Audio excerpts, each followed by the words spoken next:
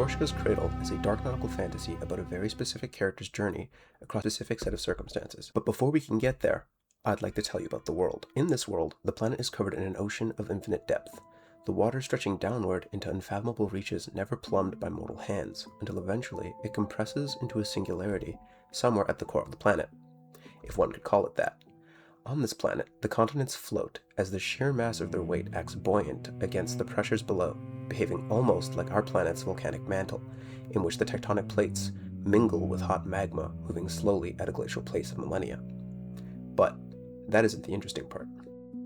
Thousands of years ago, prior to our main story, the mortals of this world discovered a way to forge clay, mech-like machines using their artisanship and the blessings of the high sciences. These clay machines were then fired in a kiln using the fires of entropy, a flame-like element that baked the machines into something known colloquially across the world as cradles. But this process brought great curse across the land, causing mortal flames to be inextricably entangled with the fires of entropy.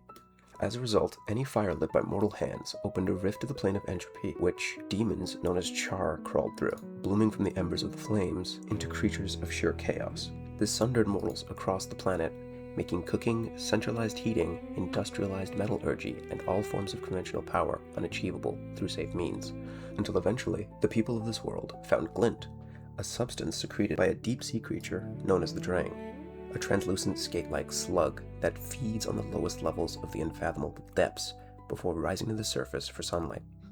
This creature processes the arcane energy from the deep waters of the planet's ocean, filtering it through arcane filters and storing it in a sponge-like organ called the Drang amphora. It was this biological phenomenon that allowed the mortals of this world to crawl up from the vacuous oppression of their lightless plight and develop new technologies using processed Drang oil, glint, as their primary resource. From this enlightenment sprang the Grey Amber Confederacy, a tentative empire built on trade unions and mercantile treaties. The Grey Parlor, a private organization of fathomers who used transplanted filter organs of Drang and embedded Grey Amber to project fields of the ocean's properties in real space, and the Drang fishing industry, where our story begins.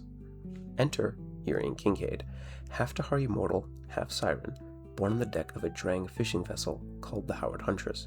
She grew up navigating the waters of the Grey Amber Confederacy, hauling product from the infinite depths of the ocean, feeding the Empire's growing need for glint, Grey Amber, and power, with her father Roja and her found family at her side. She played this role blissfully ignorant of the world's truth, until one day a storm swept across the deck of her ship. Water ran over the surface of the deck in rapid torrents, throwing Irian against a mast. Wincing in pain, she made an attempt to steady herself and prepare for the coming onslaught. Not moments later, a cannon was knocked loose. The vessel violently yawned to one side, sending the cast-iron thing whirling from its perch before violently driving through the quartermaster, slamming into the forecastle and bringing the poor sod with it. Enraged screams could be heard from no one in particular, cursing the sea and goading on whatever god there may be in a vain attempt to prove the crew's self-proclaimed immortality. The ship rocked, and the deck screamed in blistering pain. A wave hit, sending the vessel into an ungovernable, near-vertical pitch. Irian was thrown into the air along with most, if not all, of the screaming crew members, only to be caught by a sail and unceremoniously slammed back into the deck of the ship when the vessel leveled itself with a mad, ear-splitting crack, punctuated by the screams of men who had replaced themselves with fear. Another crack and a wooden scream. The foremast was coming down on Irian with want, only to be stopped violently by the mainmast. Shrapnel flew from the deck and pierced Irian's shoulder to the mast behind her. It was at this point the vessel pitched forward, dipping the figurehead briefly underwater, retching her father from his sullen position at the helm, ushering him into the now leaning mast. Bloodied and battered, the man stumbled forward, grabbing the rope from the long control line and hurriedly tying it around Irian's waist. Binding her to the mast, Roja made an attempt to stab the knife into the knot to secure it, but the ship rocked at an inopportune time, sending the blade through his own hand, into the mast and through the knot. A terse moment of clarity passed between the two of them. As realization dawned, Irian gave the man a pained look of worry, and Roja stifled a dismissive laugh in response, before he was swiftly and utterly blown off the side of the ship by some indiscriminate object, leaving the upper halves of his limbricles behind, fingers still attached. Irian toiled out a guttural scream that left her breathless and heaving for air, her eyes fastened to the disembodied flesh of her father, when something hard and cold collided with her head, rendering her unconscious inelegantly. Irian slumped over, now only being held in place by the rope, her loving father's knife, and a piece of shrapnel that would later be broken off by another rush of water, taking her old life with it.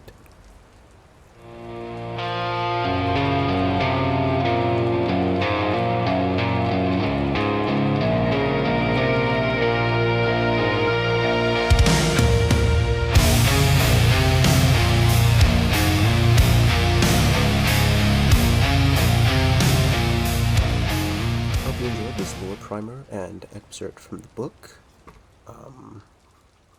I hope to continue introducing you to the world and the story I'm building through my art, writing, and videos. If you have any questions, please feel free to leave them in the comments, and if any topics caught your attention this episode, please let me know. I think my next video will be on the Grey Parlor and the Char. Stay tuned. Like, comment, subscribe, and much love. Bye. I guess like this. Boop, boop, boop, boop.